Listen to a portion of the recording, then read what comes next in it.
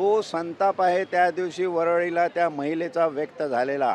आता तुम्ही काही म्हणा, तिचं पर्सनल फ्रस्ट्रेशन असेल, कुठलं हे असेल, हिरकणी मी म्हणेल तिला, आधुनिक जगातली हिरकणी, की माझा मुलगा शाळेच्या गेटवर ताट करतो 1 तासापासून, शिक्षक किती वेळ उभं राहतील त्याला धरून.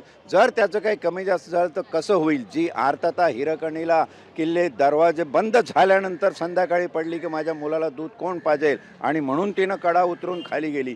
तशी कडा उतरलेली ही महिला आहे आणि तिचा उद्रेक त्या पद्धतीने व्यक्त झाला आहे. थोडक्यात संदेश राज्यकर्त्यांना आणि शासनकर्त्यांना असा आहे, की जर जनतेच्या भावनांशी एका विशिष्ट परिक्रमेच्या बाहेर जाऊन तुम्ही खेळ केलात, तर तुम्हाला अशा प्रतिक्रिया मिळतील. या वाढू नये हीच ईश्वरचरणी प्रार्थना करतो. आणि अशी जी स्त्री असेल, तिच्यावर केसेस वगैरे टाकून तिला दाबण्यापेक्षा तिला बोलवून समुपदेशनाची भाषा वापरून तिची दुःख, तिची व्यथा समजून घ्या. कारण ती जेन झीची आई आहे. She is a mother Jane Zee.